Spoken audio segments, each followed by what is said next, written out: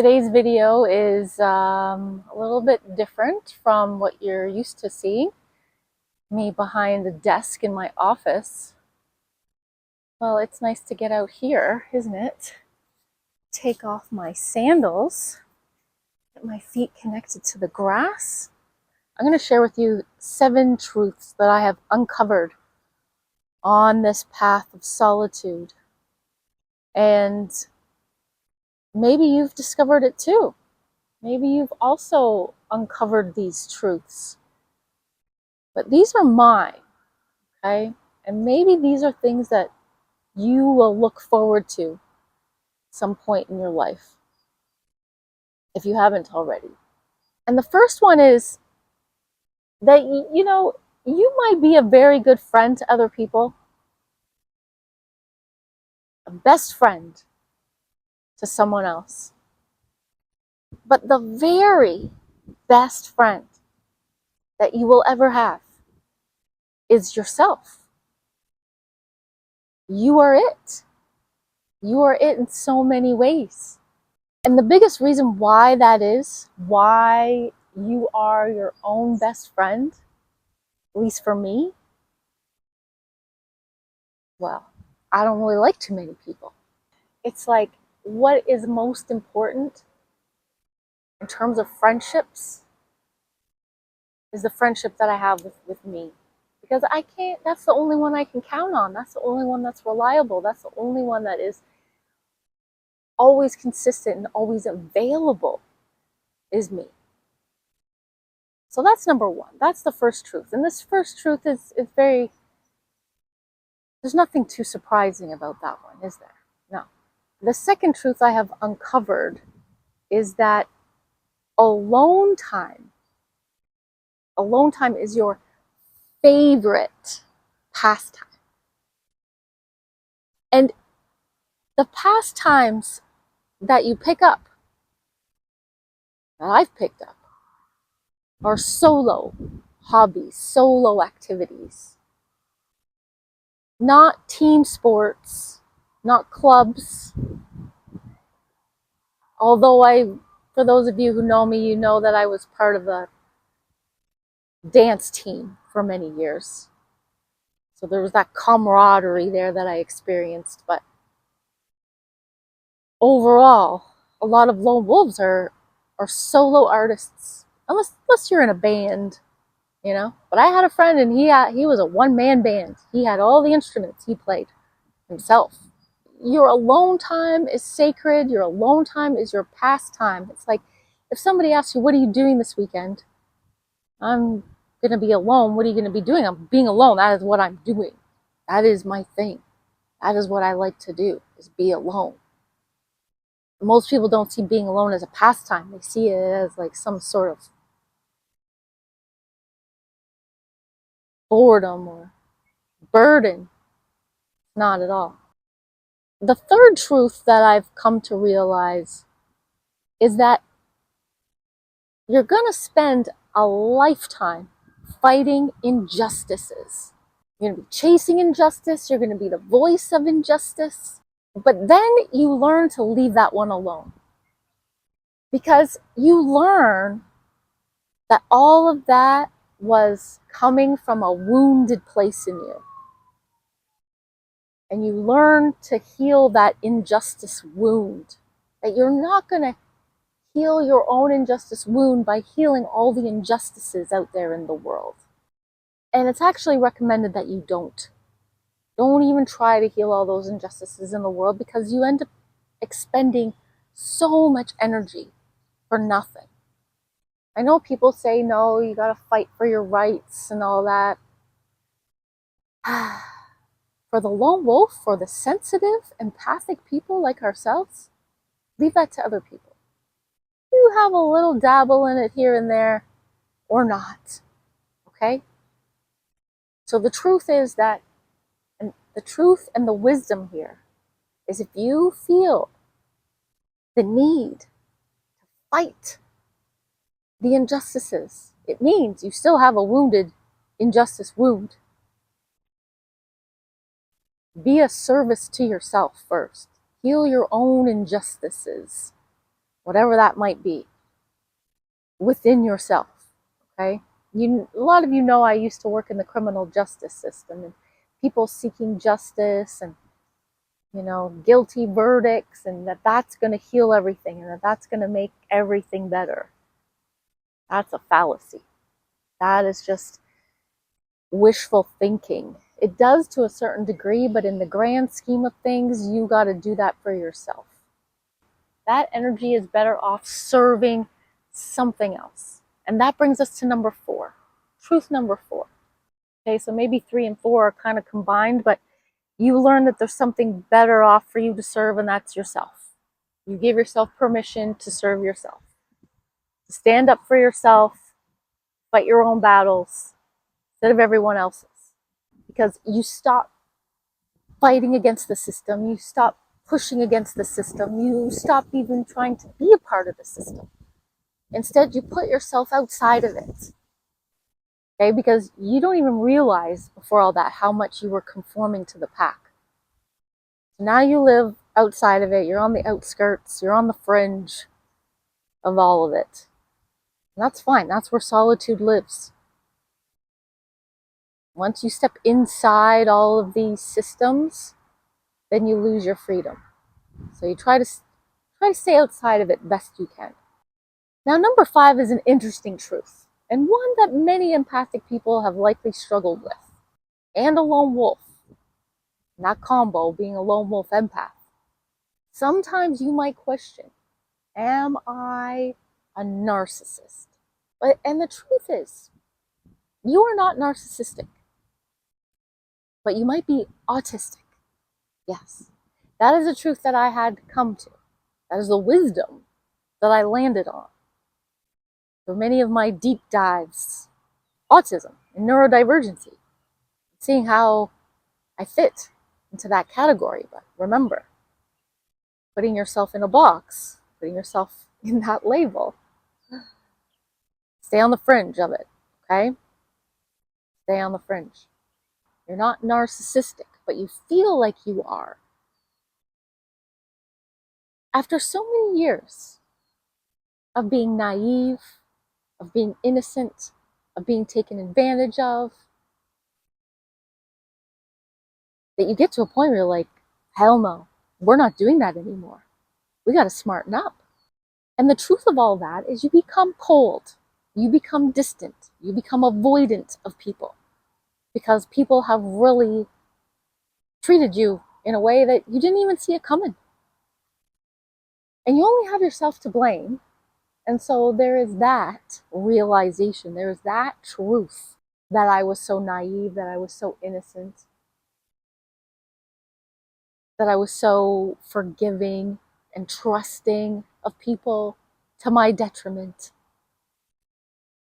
Is that narcissism? No, that's part of my autism. At first, they had me convinced that it was narcissism.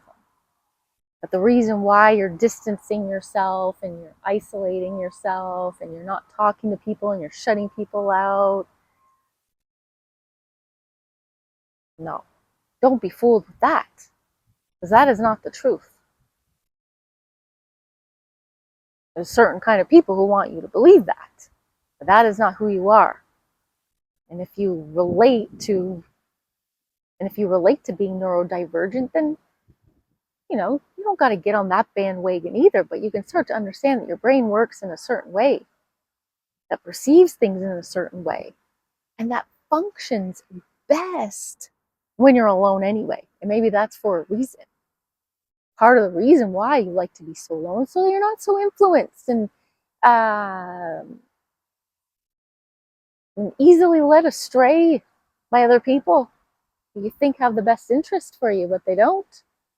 You get to be more in your own energy. Just because you want to be more in your own energy doesn't mean you're a narcissist. It means you actually function better in your own energy. Just part of that introversion. Okay, at the very least, you can say you're a freaking severe introvert. And you're not antisocial either. You're asocial. Okay, it's those narcissistic personality disorders that fit into the antisocial personality. You are not that kind of personality. You can be social, but you prefer to be social on your own. That's just how it goes. That's the truth. You like to spend time with people one-on-one or in small groups. You don't like big crowds unless it's a music concert. You love music venues because everybody is there to listen to the music. And it's the vibe of music that you like, you know. If you're not a country music fan, going to a country music concert would be hell. But if you love Beethoven and Mozart, going to the symphony would be amazing. You know, you'd love that.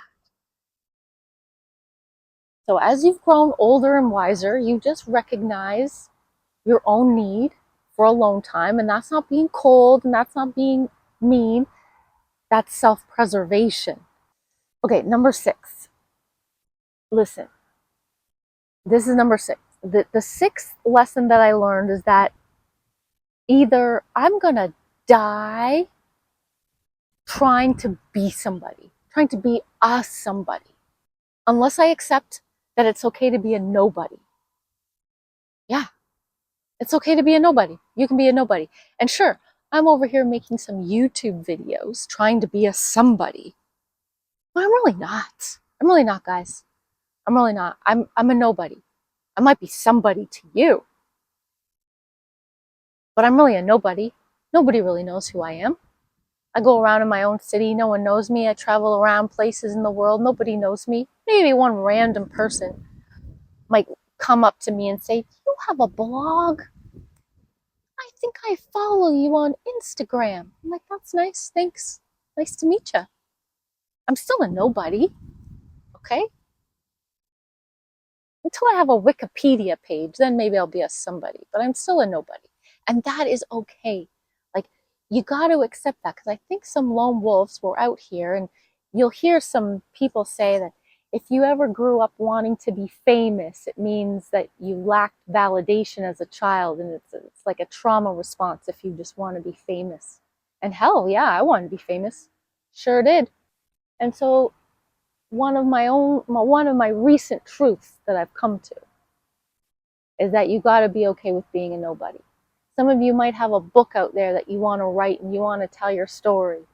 Some of you might have some grand inventions that you want to put out there into the world. But just ask yourself why you want to do that.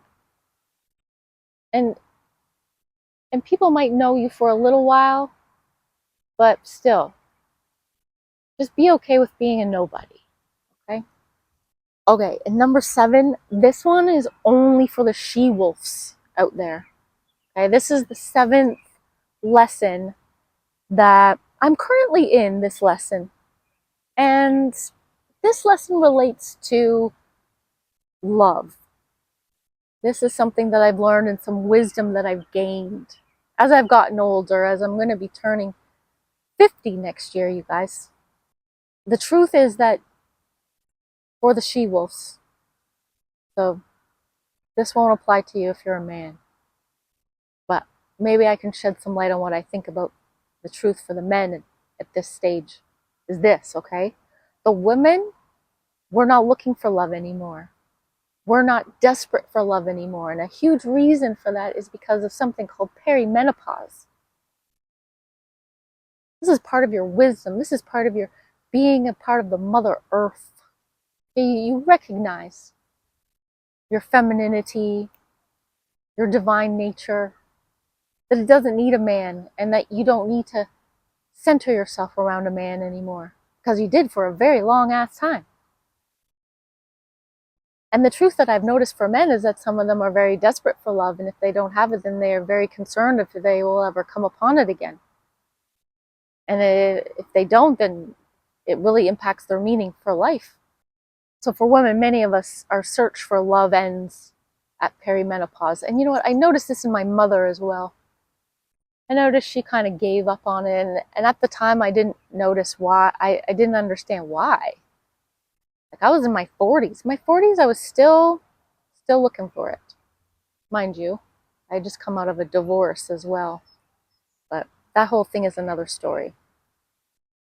But for those she-wolves out there that are entering into their 50s and they've been single for some time, this might be the time that you give it up.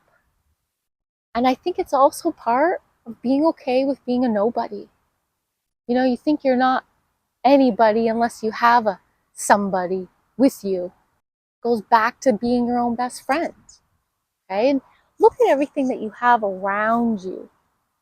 You have so many trees that you can marry. You have so many plants and animals that you can partner up with and spend time with. And even friends and family, if you have it. Just cherish those relationships. But don't be on the search for love, okay? There is a saying that I do not chase, I attract. And for the lone wolf, if you have been chasing things, then you have been on the wrong path. And the wisdom I have come to learn after almost 50 years is that it's time to just chill. It's time to chill. It's time to just be with yourself on the fringe, on the outskirts of everything. Hang out in those spaces. And then see what you attract, see what comes along. And that's what's for you. That's what's meant for you. Otherwise, in this moment, this is what's for you. Whatever you have right now, cherish it, enjoy it, celebrate it. And don't be seeking for anything else, because you already have everything you need. You already do. The second you start searching for something outside of yourself is the second that you invalidate yourself and what you're already capable of and what you already have within you.